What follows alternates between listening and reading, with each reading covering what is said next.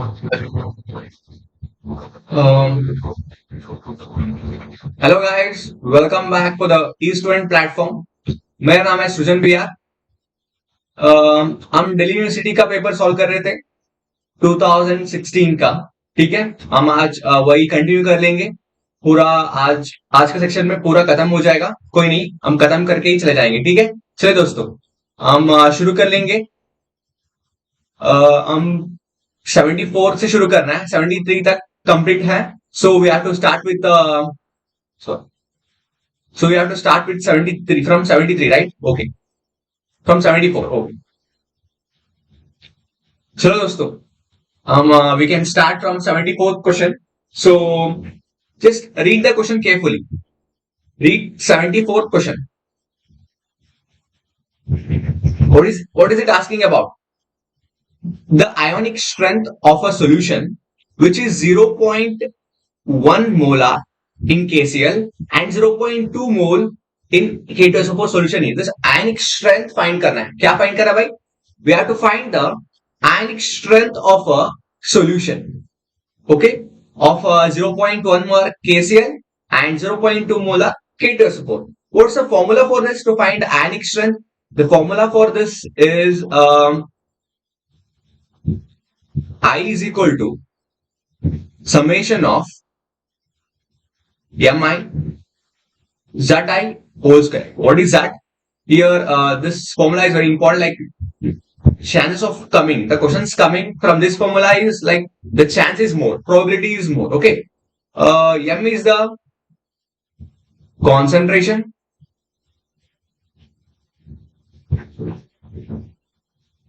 M is the concentration, and Z is a charge.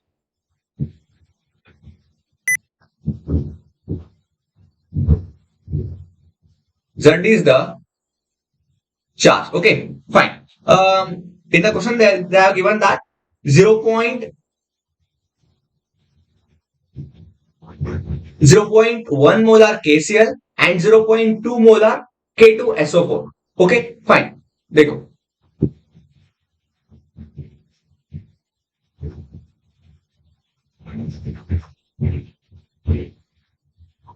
what was that? 0.1 molar KCl and 0.2 molar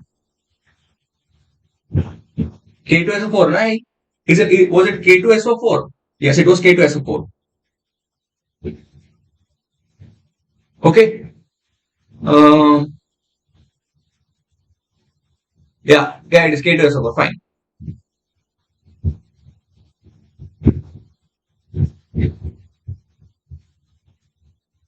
Okay. Now look here.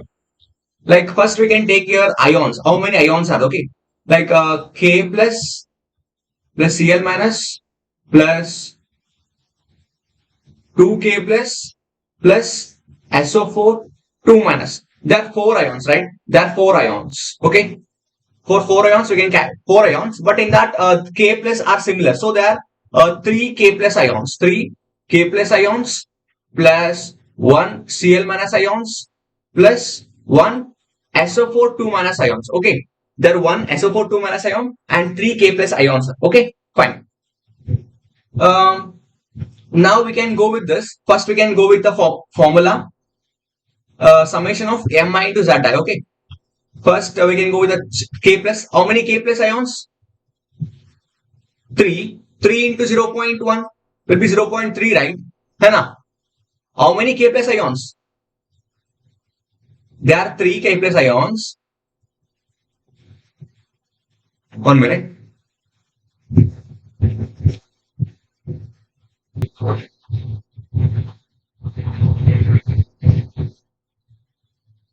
Okay, there are 3 K plus ions. Okay, but what's the speciality in this? The thing is that the K plus is of also 2 concentration. One is this and one is this. So what can we do? So we can just add this both. Okay, both K plus. So 1 K plus of a 0.1 concentration plus 2 K plus with 0.2 concentration. So total will be 0.5. Okay, fine. So we can take 0.5 here as a concentration of K plus square of the charge. You know? See here, the square, charge square, okay? So square, what is the charge of this? Plus 1. So plus 1 whole square. Okay, fine. This is completed. Plus next ion. Next is Cl. So it is only 1 Cl. So 0.1 plus. Sorry, it is into, right? Yeah. Sorry. So it is into. Okay, it is into, not plus. Okay, let me put a star here. Star is into, right? Okay, fine. What's the charge of this? This is minus 1 whole square. Okay, fine. Next one, that is SO4 2 minus. What's the concentration? 0.2 into charge is minus 2. Be careful. Charge is minus 2 whole square. Okay. Is it visible now? Okay, fine. Okay. Now I is equal to 0.5 into 1. Okay. Plus here 0.1 into 1. Then it's a square. So minus into minus plus will be. Next 0.2 into 4. Okay. So what will the answer for this? 0.5 plus 0.1 plus 4 to side 0.8. So finally the answer will be 89. So 1.4, right? Yeah, 1.4. But we are missing something. What? The half. Okay. The half. Oh, sorry. I have not mentioned here the half. Sorry. Half summation of this is the formula. Okay, sorry. This is the formula. And we are missing out this half here. Just add this now.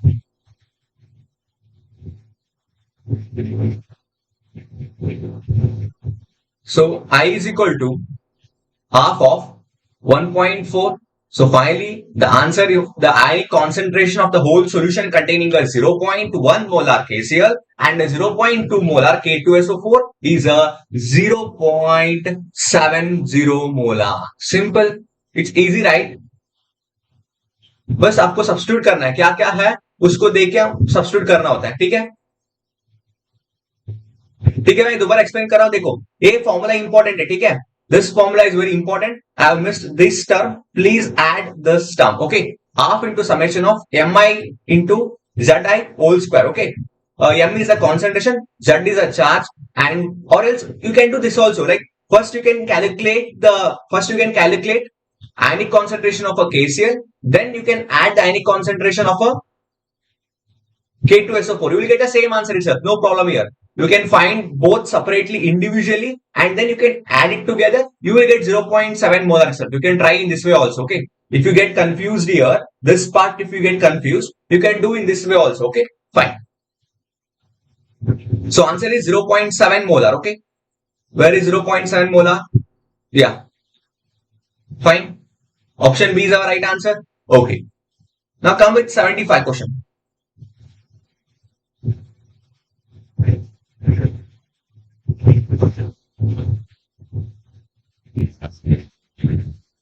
Okay, just read this 75 question. Which is the following factor regarding the viscosity of a gas is correct? Which is the following facts regarding the viscosity of a gas is correct? Viscosity of a gas is due to intramolecular interaction. Do you think it is due to viscosity of a gas is due to intermolecular interaction? No, it is not due to intramolecular interaction. Okay, fine. Viscosity of a gas is independent of pressure. No, if there comes any gas now, then the pressure is completely dependent. Okay, then it depends on completely pressure. आपको gas आया, pressure तो आना जरूरी है. The when there is a gas, there will be a pressure. Okay, fine. Next, viscosity of a gas decreases with the increase in temperature. Yeah, the possibility है. Okay, viscosity possibility है. Then viscosity of the gas is independent of molecular mass. No, whether it can be a gas, liquid, or it can be solid, the molecular mass will be dependent on it. Okay, so this will be wrong. This is also wrong. But what is this? Viscosity of a gas is due to intramolecular interaction. No, it is not due to intermolecular interaction. Like you can tell that like due to surface also you can tell like that it can be due to this also. But the thing is that not only this point, even due to a surface area also, or it can be any vessel area also, it can be anything, but not only due to intramolecular interaction. The right answer is option C. Okay, viscosity of a gas decreases with increase in temperature. Okay, fine. अब आगे देखो. 76 question देखो. Pure water H3O plus hydronium ion 10 power minus 6 moles per liter at 90 degrees Celsius. The value of Kw at this temperature will be what? The value of Kw at this temperature will be what? Just simple answer. What will be the answer here? 10 power minus 6 and 10 power minus 6. What will be the answer here? Dekho, I'll show you what. Normally, if H plus is this much, what will be the OH minus? It's easy, okay?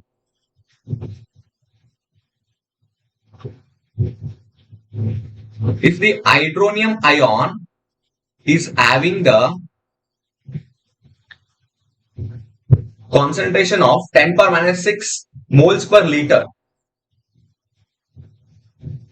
10 power minus 6 moles per liter, then the remaining will be hydroxyl ion, right?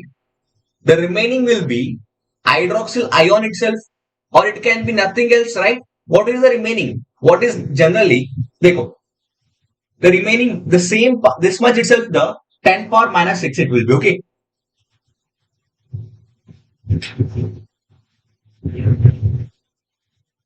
So now, do you know what the formula is, right? Kw, the hydrolysis constant, Kw is equal to, like hydronium constant is, what we need to find here, we need to find the value of Kw at this temperature. Okay, fine.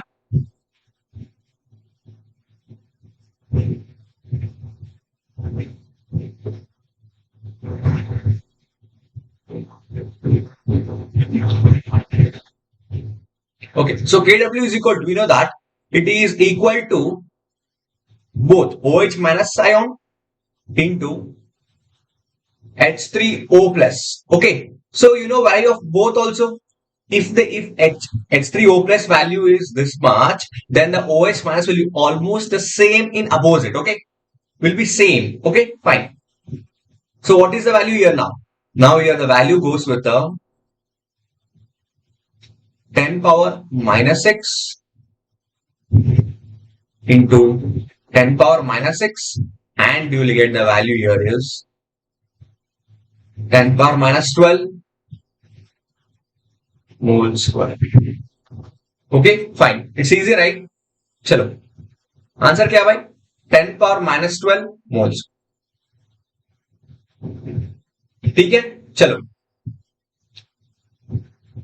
Now 77 देखो भाई.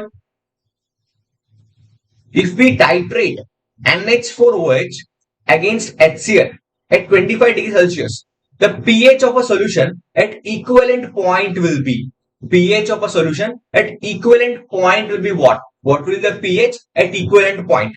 देखो ये तो simple है. क्यों? हमको क्या पता है? हमको एक चीज पता है. क्या था?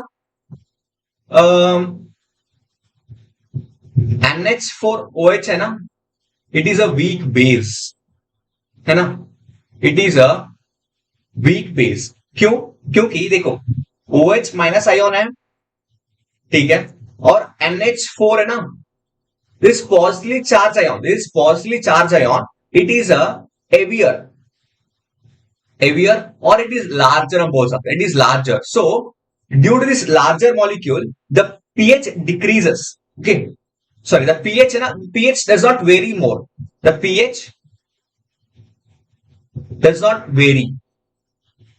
Okay, due to this. But what about HCl? We are having even HCl, right? Yeah, HCl. So H plus Cl minus. Cl minus is a strong acid, right? HCl is a strong acid.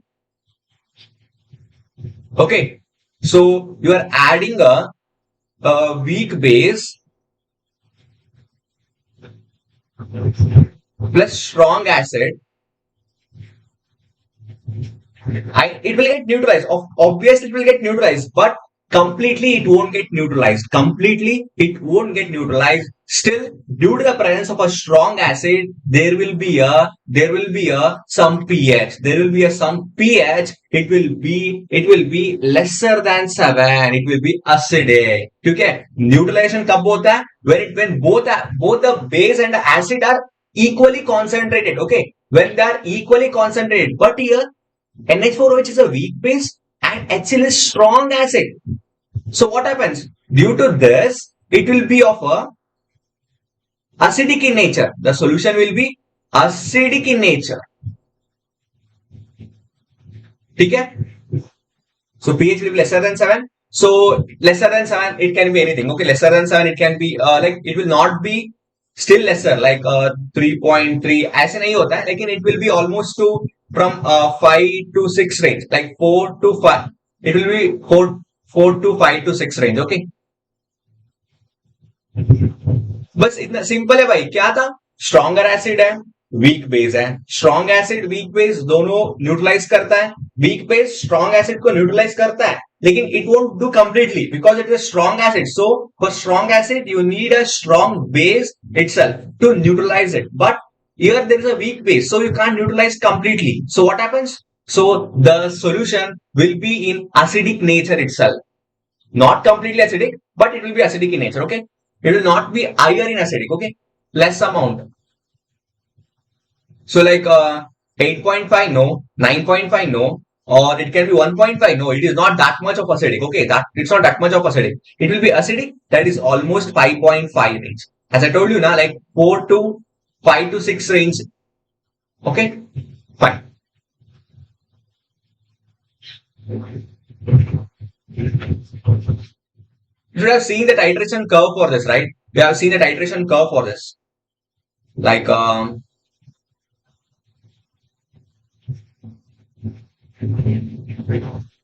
volume of NaOH added, ठीक है, और पहले इधर concentration ज्यादा था, ठीक है, like the pH we can say like pH. Okay, the pH was okay,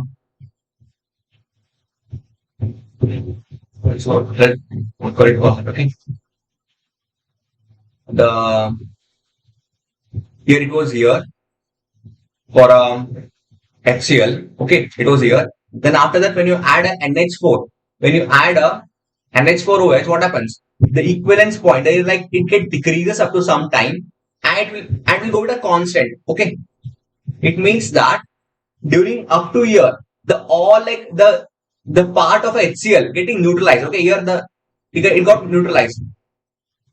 OH percent got neutralized. After that, what happens? NaOH can't neutralize the HCl. It will be maximum. Okay. After that, it can't utilize it. So it will be acidic in nature. It's acidic. It's the equivalent point, right?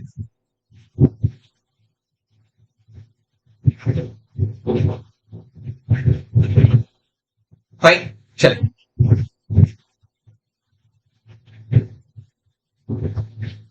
now 78th question. Which of the following ion is the most effective in coagulation of an arsenic sulfide ion? Which of the ion is the most effective in coagulation of a arsenic sulfide ion? What is arsenic sulfide ion? Sulfide sol. Arsenic sulfide sol is a, what is that? It is As2 S3. Okay, so it is 2 As 3 S2 minus is 3 plus. Okay, like now the solution, the arsenic sulfide sol is a negative, is negative in charge. Okay, so it is a negative in charge. For coagulation to be most effective, this negative in charge should be neutralized. This negative in charge can be neutralized if there is a presence of a positive charge, like highly charged species. You need a highly charged species so that it can neutralize the negative charge sol. Okay, it can neutralize the negative charge sol. So because like S2 minus is adsorbed. Okay, this S2 minus is adsorbed. So what happens? It will be a negative in charge solution. The solution will be negative. So to neutralize it, what happens? We need a stronger charge. Okay, so your K plus will be weaker, calcium 2 plus will be weaker, but aluminum 3 plus will be stronger. So we need a positive charge, right? But negative charge will be no, it is like unstable. Okay, so aluminum 3 plus is a positive charge, so it can neutralize the arsenic sulfide solution. Okay, so it is negative in charge, so it can neutralize it. Okay, fine. चलो अब चले 79 question के ऊपर। देखो भाई 79 question देखो क्या पूछ रहा है 79 क्वेश्चन पे। देखो भाई, for a diatomic gas molecule, for a diatomic gas molecule at a high temperature, the value of the ratio CPM and a CV is what? The ratio CPM divided by CVM का ratio, that is nu, क्या होता है? What will be the new value for a diatomic gas at a high temperature? Okay, diatomic gas at high temperature. Okay, मैं इसको आपको एक table देता हूं कि आप इस टेबल से आपको आंसर कर सकते easily, and that table is very helpful. Okay, देखो इसमें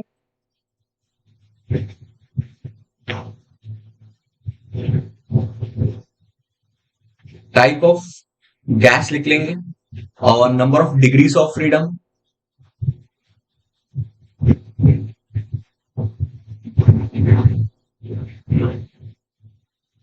एंड इधर लिख लेंगे molar heat capacity at constant volume, that is CV, molar heat capacity at constant volume and molar heat capacity at constant pressure. Okay, fine.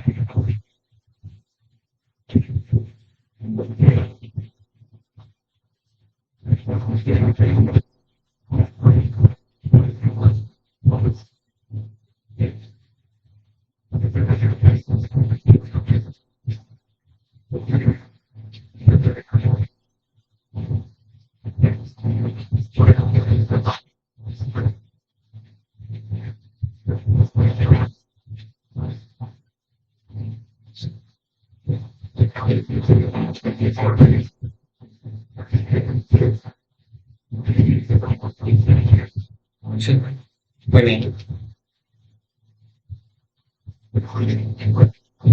देखो भाई ठीक है। अभी टाइप ऑफ अ गैस देखो, टाइप ऑफ अ गैस हमें monoatomic gas के लिए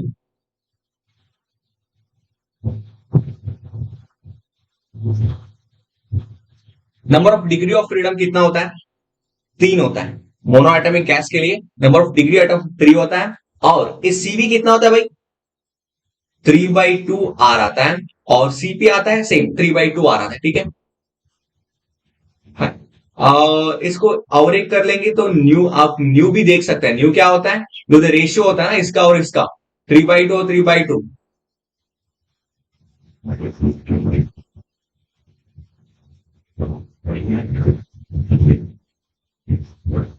CB by CB है ना इसका रेशियो। सीबी बाई सीबी कितना होता है उसको देखना, ठीक है। और इसका होता है 5/3 होता है सीबी बाई सीबी का रेशियो, ठीक है। और डायटोमिक गैस को देख लेंगे, diatomic gas at a lower temperature, at low temperature, ठीक है। कितना है? 5 है, और इधर 5/2 आ रहा है सीबी का वैल्यू, और सीबी का वैल्यू कितना है भाई? 7/2 है, ठीक है।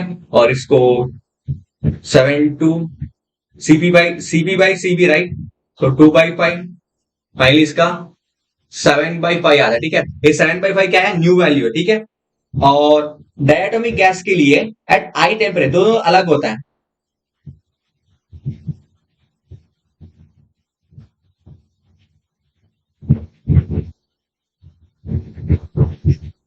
किसका आता है 7, और सीबी का आता है 7/2 आर, और इसका आता है 9/2 आर, ठीक है। और इसका रेशियो आता है 9/7, ठीक है। और पॉलीएटॉमिक भी देख लेंगे, ठीक है। एक बार एक पॉलीएटॉमिक को भी देख लेंगे। इसका तो लाइक 5 × लाइक एकदम चो अभी नहीं चाहिए, पॉलीएटॉमिक नहीं चाहिए, ठीक है। बस इतना काफी है क्योंकि हम ये तीनों में ही है, ठीक है।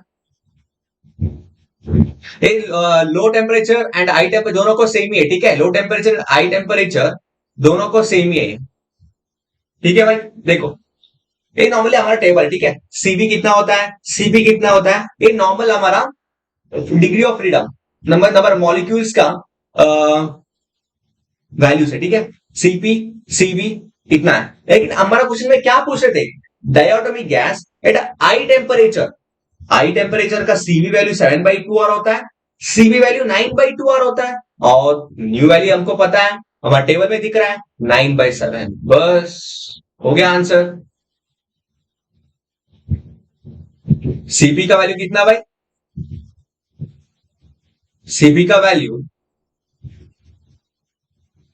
9/2, और सीवी का वैल्यू 7/2, सॉरी 2/7, सॉरी मतलब 7/2 है, और रेसिप्रोकल किया तो और 9/7 आ गया। बस सिंपल, आंसर देखो भाई 9/7। ठीक है, चलो भाई नेक्स्ट देखो, the rate of diffusion of a methane, 88th question. 88th क्या पूछ रहा है भाई, देखो, the rate of diffusion of a methane at a given temperature is twice that as P, मतलब कि CH4 का diffusion twice that of P, 2P है, यही है ना क्या, यही पूछ रहे, यही बोल रहे क्या, the rate of diffusion of a methane at a given temperature will be like twice of RP, twice of P है ना, हाँ, रेट ऑफ डिफ्यूजन हम रेट का भी मेंशन कर लेंगे, ठीक है।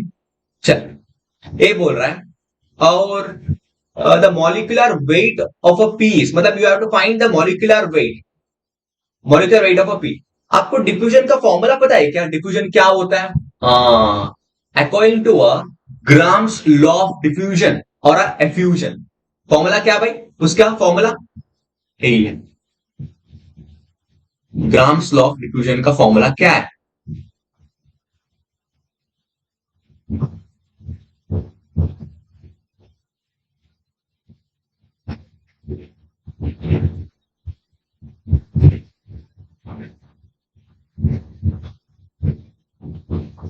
that is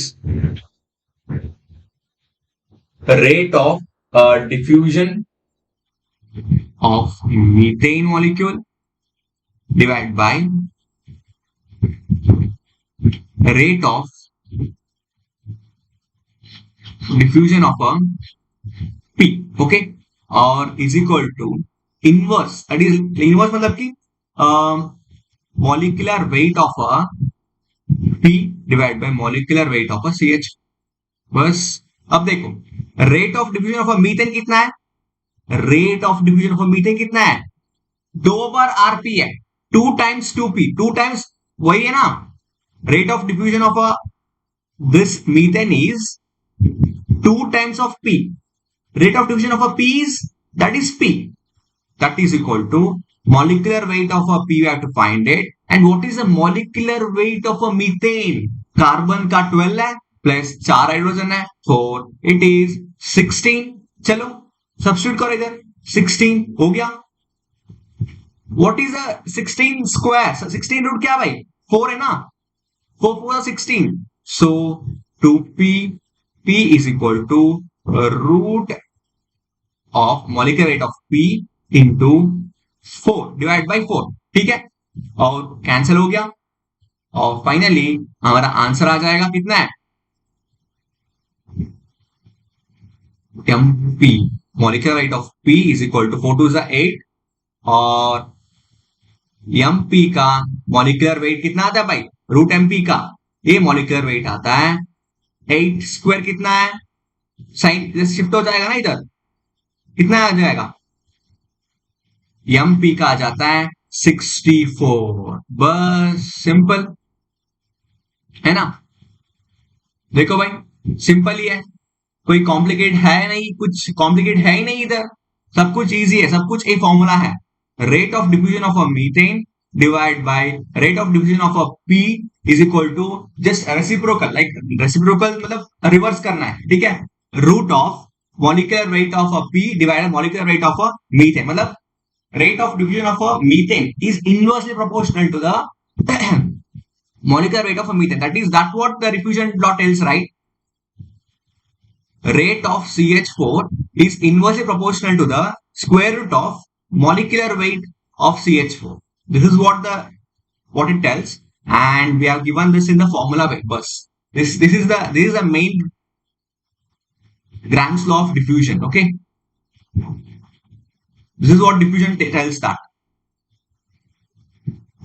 ओके देखो भाई आंसर कितना आ गया 64 आ गया देखो है क्या 64 हमारा आंसर हाँ ऑप्शन है में है ना देखो भाई 80 का हो गया the rate of diffusion of a methane at a given temperature is twice that of P the molecular weight is 64 चलो हाँ चले हम 81st देख लेंगे भाई देखो 81st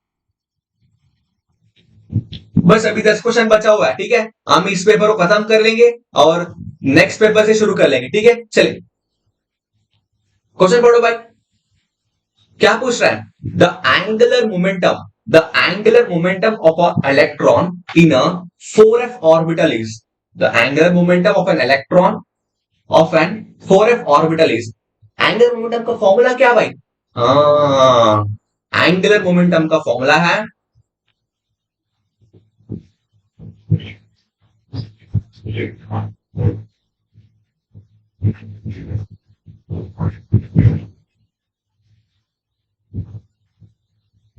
that is root of L into L plus 1 H by 2 pi हमको क्या क्वेश्चन पूछा है 4f का पूछा है 4f सो इफ L का वैल्यू क्या आता है S के लिए L का वैल्यू 0 है P के लिए 1 है D के लिए 2 है और F के लिए L का वैल्यू 3 होता है तो सब्स्टिट्यूट करो इधर बस सिंपल है नहीं इसमें कुछ L 3 है 3 plus 1 H by 2 pi so 3 4 3 is 12 root 12 into H by 2 pi और इसको हम और भी 12 to the power of 1 by 2 H by 2 pi बस सिंपल इतना ही ना आंसर भाई देख ले देखो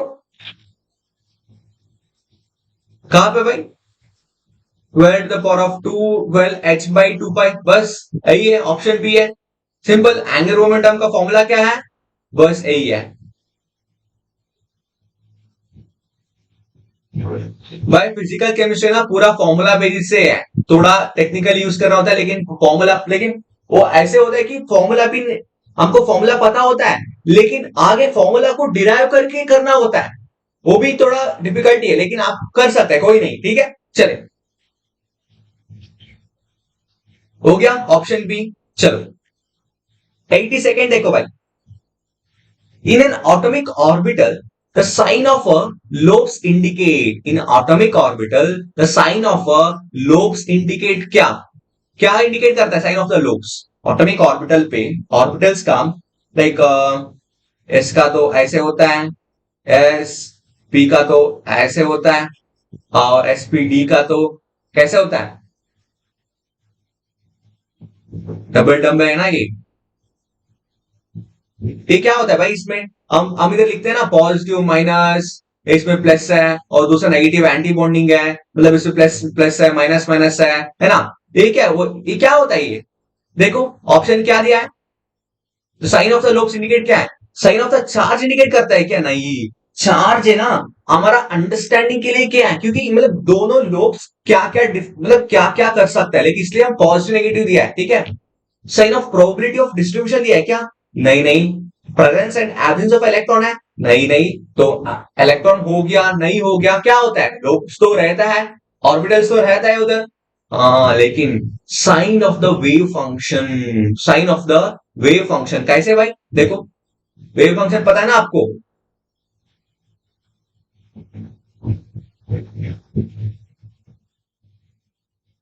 इसमें क्या है माइनस प्लस प्लस माइनस ये है ना लोब्स देखो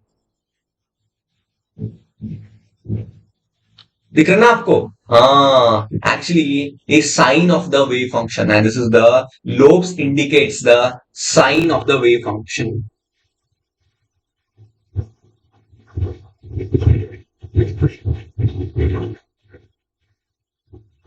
ठीक है sign of the wave function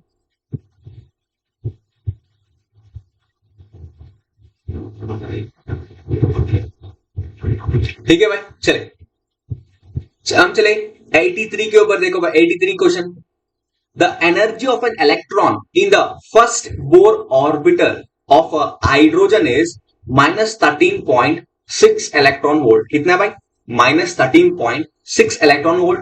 which of the following is possible energy of the excited state for electron in a bore orbital of hydrogen atom.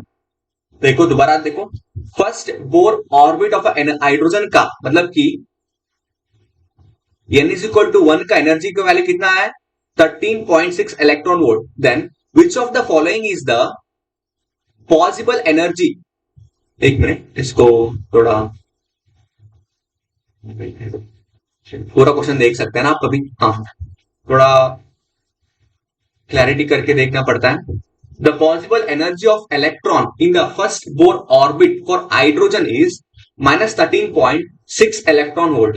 Which of the following is possible energy of excited state. मतलब इसमें इस चारों option पे आपको excited state energy का भी दिया है, ठीक है। मतलब कि it can be n is equal to 2, 3, 4, 5। उसमें कौन सा वाला दिया है आपको करना है, ठीक है। आपके लिए इसके लिए मतलब एनर्जी का फॉर्मूला पता होना चाहिए। एनर्जी का फॉर्मूला क्या होता है भाई? इसमें एनर्जी का फॉर्मूला क्या होता है? E is equal to -13.6 Z square by n square electron volt, ठीक है। ये नॉर्मली है, ठीक है। अब when n is equal to 1, sorry n is equal to 1 क्या आया था? -13.6 Z विल बी ऑलमोस्ट 1 क्योंकि हाइड्रोजन एटम मतलब कि Z 1 ही होता है और 1 by 1 square electron volt and finally E1 will be -13.6 electron volt. This is the first excited state. As they given, normally they have given that this will be our first excited state. अब हम substitute कर लेंगे n is equal to 2, n is equal to 3 और ऐसे चल के देख लेंगे क्या क्या मिलता है हम, ठीक है। What will be the excited states? Okay, 13.6 1 by 2, 2 square कितना है? 4 इलेक्ट्रॉन वोल्ट। सो 13 कितना होता है भाई? 4 3 12 प्लस 4 4 16 3.4 है ना, हाँ ये माइनस, सो E2 का -3.4 इलेक्ट्रॉन वोल्ट, ये सेकेंड एक्साइटेड का। और n इज इक्वल टू 3 देखो, E is equal to -13.6 by n square, so that is n square है ना, so 3 square कितना आता है? 9 इलेक्ट्रॉन वोल्ट। so इसका कितना आता है भाई? 9 9 2 जा 9 1 जा 9 9 10 11 12 13 so 26 so point 9 2 जा 18 so चल कोई 1.2 हम कंसिडर कर लेंगे, ऑलमोस्ट E3 का -1.2 इलेक्ट्रॉन वोल्ट, ठीक है। चल ठीक है, N4 देखने से पहले हम ऑप्शन पे देख लेंगे, इसमें दोनों में एक हो सकता है, ठीक है। मतलब देखो क्वेश्चन में क्या पूछ रहा है, generally n is equal to 1 का वैल्यू दिया है। अभी 4 ऑप्शन देके बोल रहा है इसमें एक्साइटेड स्टेट का वैल्यू है, कौन सा एक्साइटेड स्टेट है वो आप फाइंड करना है, ठीक है।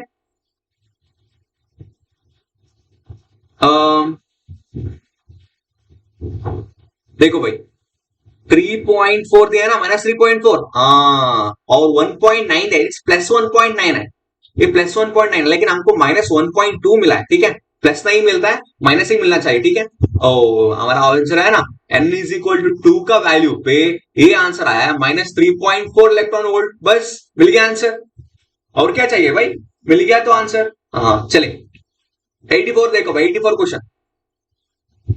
बस देखो भाई ए बी, देखो ए वाला इजी था, ए वाला भी इजी था, देखो ए भी इजी था, लेकिन थोड़ा ऐसे वाला है ना, ए वाला भी टेक्निकली था। One like almost in 25 to 30 question पे आपको 5 to 8 क्वेश्चंस आपको डिफिकल्ट लेवल होता है और सब कुछ मीडियम एंड इजी लेवल होता है, remaining part will be okay. So fine, देखो 84 देखो भाई क्या पूछ रहा है, a particle of a mass 2.0 into 10 power -26 gram, okay, is in a one dimensional box of length 4 nanometer the wavelength of the photon emitted when the particle goes from n is equal to 3 to n is equal to 2 level is what? देखो इसका answer क्या हो सकता है? n is equal to 3 to n is equal to 2. पहले data लिख लेंगे. n is equal to 3 to n is equal to 2. मास दिया है, बॉक्स का लेंथ दिया है ना, बस दो ही दिया है.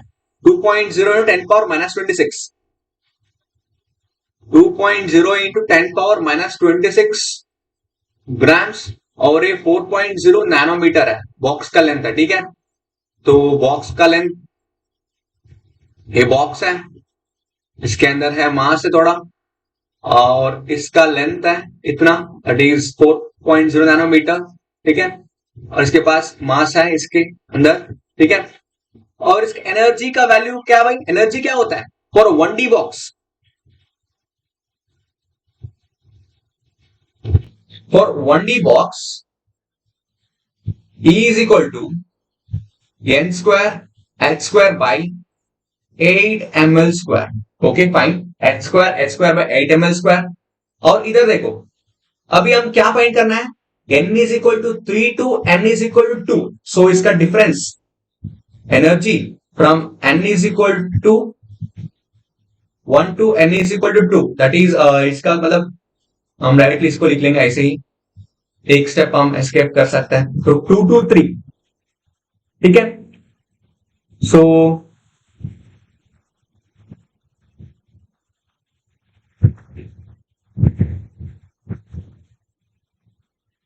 इसमें क्या आता है भाई? एनर्जी वैल्यू कितना आता है इसमें? देखो कितना आना चाहिए इसमें? डिफरेंस इन एनर्जी है ना इधर.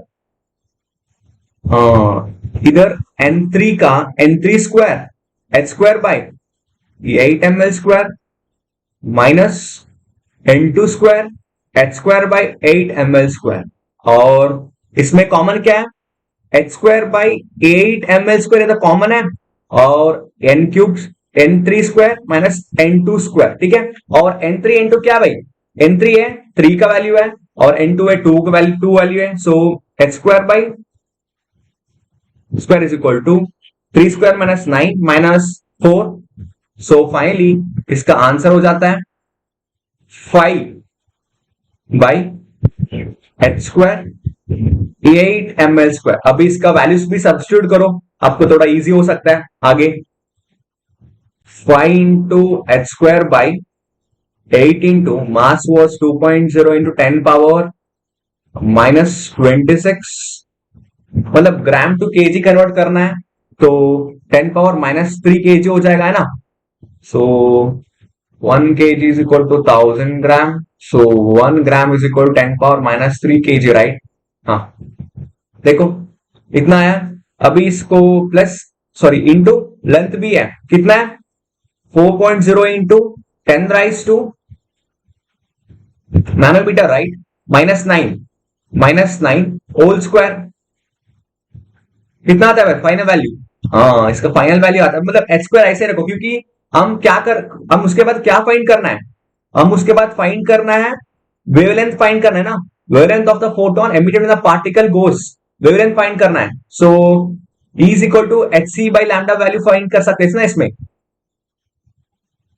E is equal to hc by lambda. ठीक है, और वेवलेंथ फाइंड करने के लिए lambda is equal to hc by energy. So energy में h आ जाता है और इसमें भी h आता है, सो कैंसिल हो सकता है ना इधर. हाँ ठीक है.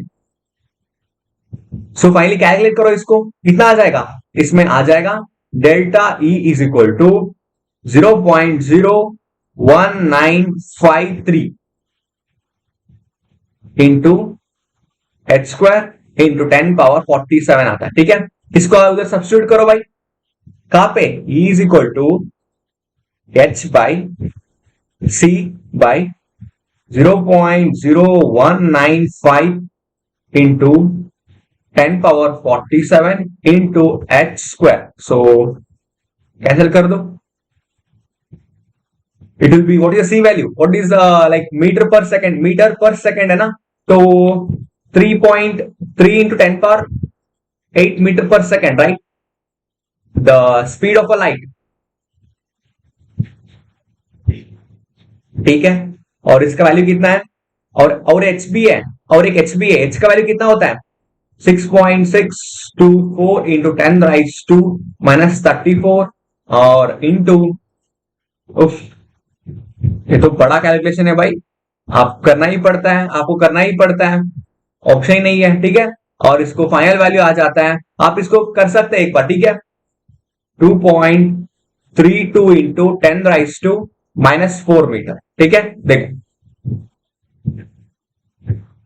इतना आना चाहिए वेवलेंथ, ठीक है, बस देखो ये सिंपल है लॉजिक, देखो इसमें सिंपल क्या है, कैलकुलेशन थोड़ा लेंथी लग रहा है लेकिन सिंपल है ये, ठीक है, क्या था, डायरेक्टली ई का ई फाइंड करना है, ई के बाद हम कहा सब्स्टिट्यूट करना है, ई के बाद इस फॉर्मूला के ऊपर सब्स्टिट्यूट करना है, सॉरी ई के बाद क्या करना है, इस फॉर्मूला के ऊपर सब्स्टिट्यूट करना है, E is equal to H C by lambda, so we will get a lambda value if we know energy H and C, ठीक है, चल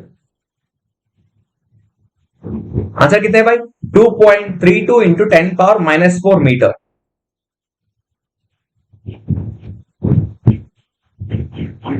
2.32 इंटू 10 पावर माइनस 4 मीटर, बस हो गया, चले भाई, अब देखो 85th क्वेश्चन, देखो भाई 85th क्वेश्चन क्या पूछ रहे हैं, an electrochemical cell behave like an electrolytic cell when E cell is equal to 0, E cell is greater than external और E external is greater than E cell और E cell is equal to E external, कब है भाई, electrochemical cell behave like a electrolytical cell, कब, this is only possible when E external is greater than a E cell, when E external is greater than a E cell it will be only possible at this time, okay.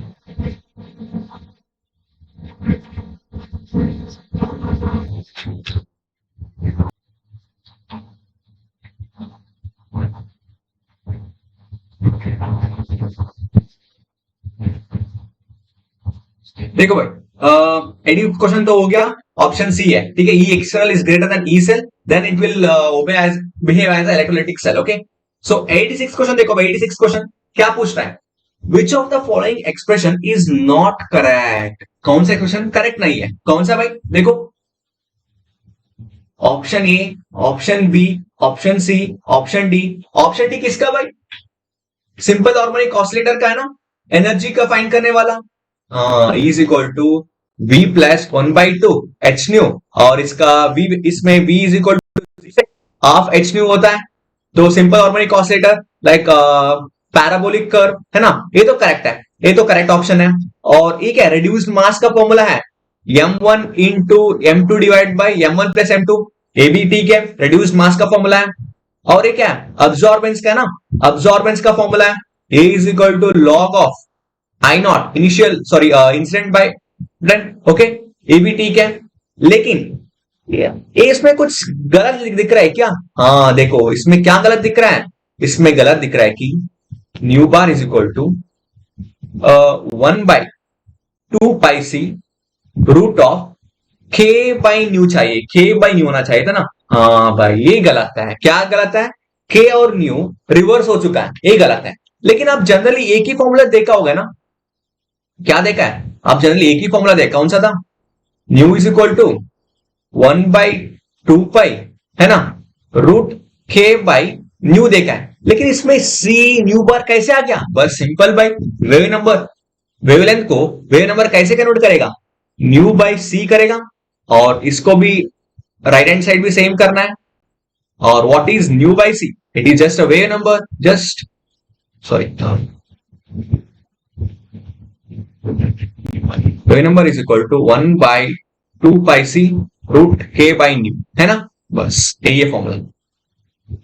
ठीक है, चले।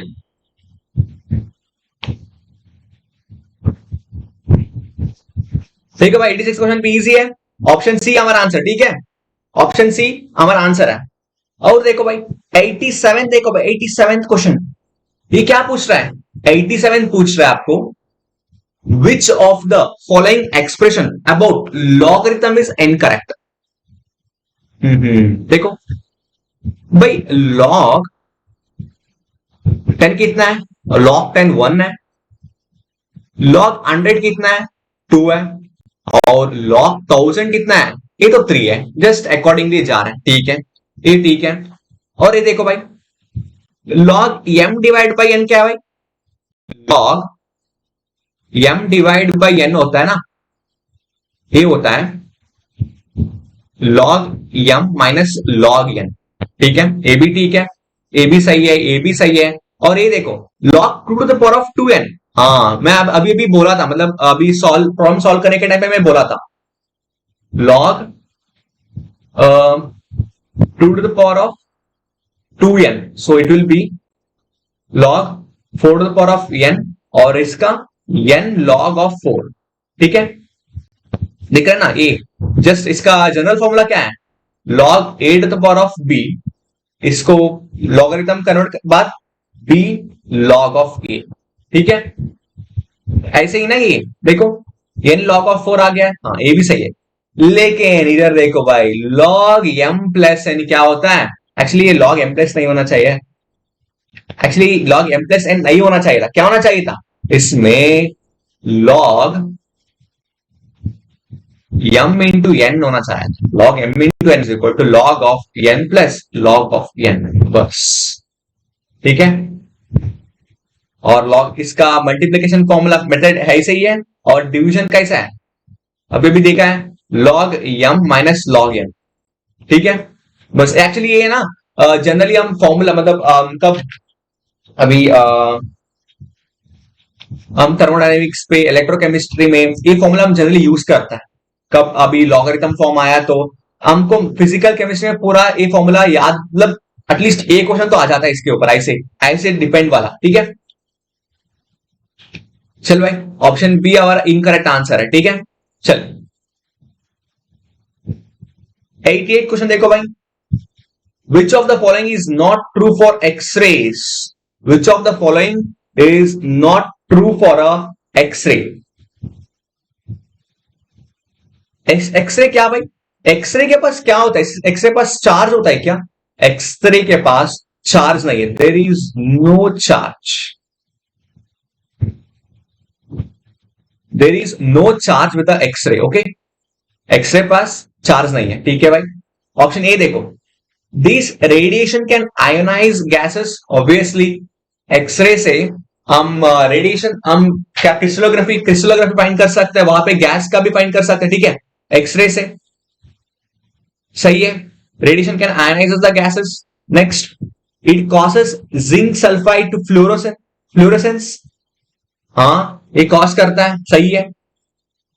These are deflected by electric and magnetic field. हाँ देखो भाई, electric and magnetic field deflect होने के लिए क्या चाहिए हमको? हमको चार्ज चाहिए। We need a charge, we need a charge to deflect with electric and magnetic field, but X-ray के पास चार्ज है ही नहीं, so this statement will be our not true statement. ठीक है, this statement be our not true statement. Okay, have wavelength shorter than ultraviolet radiation?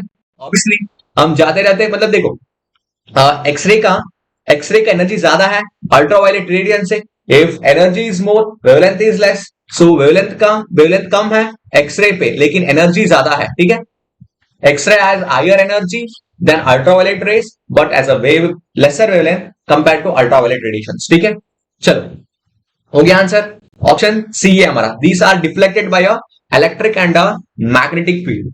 चलो भाई 89 question देखो, 89 question देखो भाई, क्या पूछ रहा है 89 question?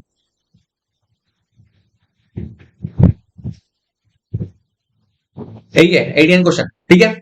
Which of the following statement is not correct for the order of a reaction. Order of a reaction के लिए क्या होना, मतलब इसका रूल्स क्या भाई, ऑर्डर ऑफ अ रिएक्शन होने के लिए rules, for order of a reaction it like sum of powers of the reactants in balanced chemical equation, है ना, this will be the order. And second one, order is the experimental factor, order can be fraction, it can be a whole number, ठीक है, it can be a whole number, ठीक है। चलो इतना, मतलब इतना सारा कंडीशंस है, मतलब ऑर्डर ऑफ रिएक्शन के लिए sum of the powers of the sum of the powers होना चाहिए, ठीक है। और ऑर्डर इज एक्सपेरिमेंटल, ये एक्सपेरिमेंटल फैक्टर है, ऐसे हम देख के नहीं बोल सकते। देखो दिस बैलेंस केमिकल इक्वेशन कब आया था, हम एक्सपेरिमेंटल करने के बाद बैलेंस केमिकल इक्वेशन आया है, उसके बेस हम ऑर्डर बोल सकते हैं। और order can be fraction also, 3/2 order, 1/2 order, और it can be whole number also, 1 2 3 4 ऐसे, ठीक है। चलो तो ऑर्डर ऑफ रिएक्शन का अब देखो स्टेटमेंट्स देख लेंगे पहले। The order of a reaction is the sum of the coefficients of the reactants in a balanced chemical equation. नहीं नहीं नहीं नहीं, what we told, we mentioned that sum of powers of the reactants, we should see the powers, okay? So a to the power of 2b1 in a balanced chemical equation will be our rate is equal to k into, देखो इसमें कितना, इसमें 3 है order, ठीक है। ऐसे power power देखना पड़ता है, कोएफिशिएंट नहीं है, ठीक है। कोएफिशिएंट होता तो 2 हो जाता, ठीक है, सही है। चलो order of reaction is sum of the power of the reactants होना चाहिए, ठीक है। और order of reaction is experimental determined quantity, हाँ सही है। Order of reaction can be fractional, सही है। Order of reaction can be 0, हाँ हो सकता है। होल नंबर कितना भाई, होल नंबर 0 1 2 3 ऐसे, है ना। और हम देखा है 0 order reaction, first order reaction, nth order reaction, half order reaction, 9/4 order reaction, है ना। चले हमारा आंसर, इनकरेक्ट स्टेटमेंट क्या है, order of a reaction is the sum of the powers, ठीक है, यही गलत। चलो भाई हम चलेंगे लास्ट क्वेश्चन, 90th क्वेश्चन के ऊपर, 90th क्वेश्चन के ऊपर। थोड़ा इसको रब कर लेंगे ताकि थोड़ा स्पेस हो जाए।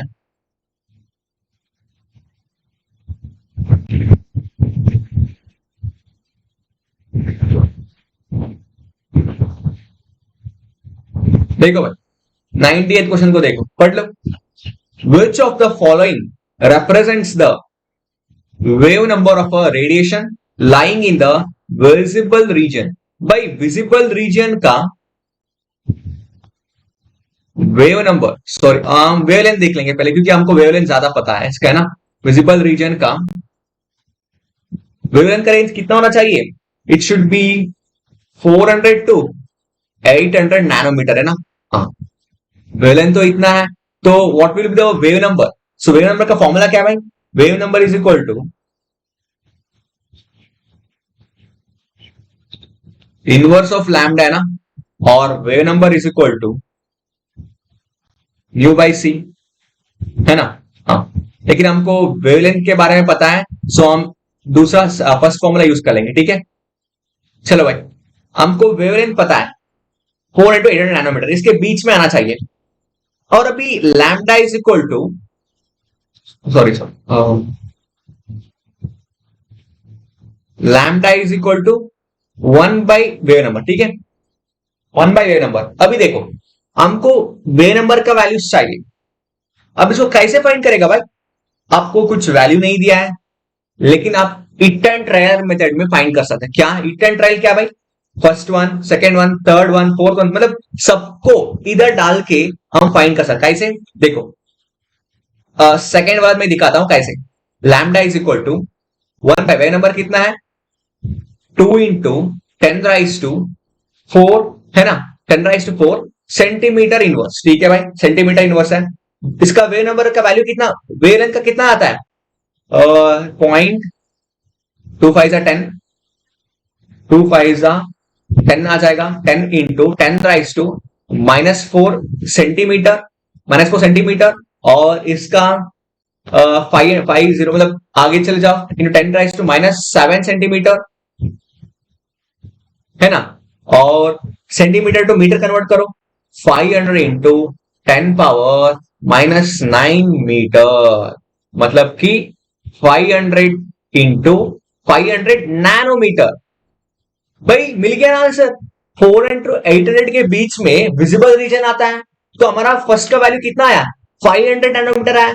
और दूसरा देख लेंगे, 1 का देखो भाई, 1 का देखो कैसे आता है 1 का। ऑप्शन बी का देखो, 1 कितना आता है, lambda is equal to 1/1 centimetre inverse.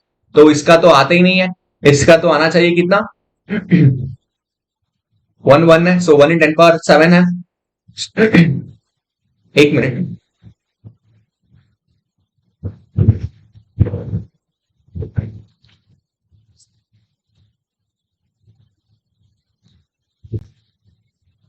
देखो भाई इसका तो कितना आता है, 1 इंटू 10⁻⁻⁷ सेंटीमीटर, 7 सेंटीमीटर। तो इसका कन्वर्ट करो centimetre to metre, 10⁻⁻⁹ metre, so 1 nanometre. भाई 1 नैनोमीटर का है, इतना दूर है, 400 to 800 नैनोमीटर है, ये 1 नैनोमीटर होता ही नहीं है, ये तो गलत है, ठीक है। और इसका देखो 4 × 10⁻⁻², इसका भी नहीं हो सकता है। और देखो देखो हमें इधर दिखा रहा है ना इधर विजिबल रीजन का फॉर्मूला क्या है, ऐसे formula hit and trial method find कर सकते हैं इसमें, ठीक है। आपको वेव नंबर जनरली वेवलेंथ पता है, विजिबल रीजन का वेवलेंथ कितना होता है, 400 to 800 नैनोमीटर। इसके बीच में वेवलेंथ आ गया तो इट्स अ विजिबल रीजन, ठीक है। So now with that help we can find the wave number. So they are already given a wave number. You should choose which one belongs to a wavelength. So we have a wave number. Find the wavelength of this all four wave number. Okay, then you will get a wavelength. So with that wavelength, with this data 400 to 800 nanometer, which one will be matched? That is our right answer. Okay. आपको समझ आ रहा है ना? हम reversely कर रहा है, reversely कर रहा है कि हम वेवलेंथ, हमको वेव नंबर फाइंड करना है।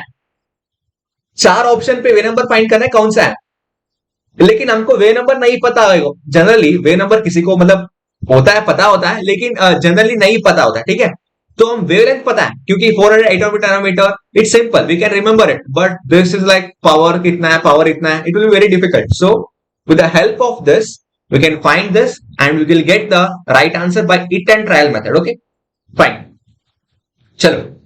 सो हमारा आंसर क्या है, फर्स्ट ऑप्शन ही आ गया था, ऑप्शन ए ही आया था, मैं यही सॉल्व किया था, ये आ गया था, ठीक है। चलिए, और इसका नहीं आया था, और इसका भी नहीं आएगा, और इसका भी नहीं आता, ठीक है। चलो भाई, चलो दोस्तों, हो गया 90th क्वेश्चन तक कंप्लीट कर दिया हमने। और आगे चलो, हो गया बस।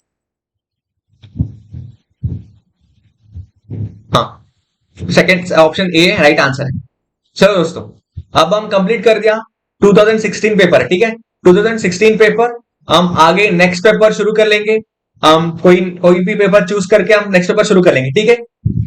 Thank you so much guys for watching and keep learning, keep studying and keep supporting. Okay, देखो जनरली है ना, थोड़ा दिक्कत होता है पढ़ने के टाइम पे, लेकिन आप पढ़ना जरूरी होता है, ठीक है। आप क्वेश्चन पेपर अभी देखो बहुत नजदीक है एग्जाम, तो आप जल्दी क्वेश्चन सॉल्व करते रहना, ठीक है। क्वेश्चन कितना सॉल्व करते हैं ना, इतना प्रैक्टिस होता है, तो आपको उधर क्वेश्चन आ गया ना, प्रैक्टिस की वजह से आराम से आप कर सकते हैं। और प्रीवियस ईयर क्वेश्चन क्यों देखना होता है ना, क्योंकि वहां पे रिपीटेड क्वेश्चन आता है, और एक पॉइंट है रिपीटेड क्वेश्चन आता है, और दूसरा पॉइंट है आपको पैटर्न पता चल जाता है कैसे करना है, एंड तीसरा है टाइम लिमिट, इतना लिमिट में कितना कर सकता है। और फोर्थ क्या है, फोर्थ है ना, आपको पूरा मतलब कैसे क्वेश्चन आता है, कैसे नहीं आता है, कैसे टैकल करना है, सब कुछ आपको पता चल जाता है, ठीक है। इतना पॉसिबिलिटी है तो क्यों प्रीवियस ईयर पेपर पढ़ना है, ठीक है। चलो, thank you guys, thank you for watching.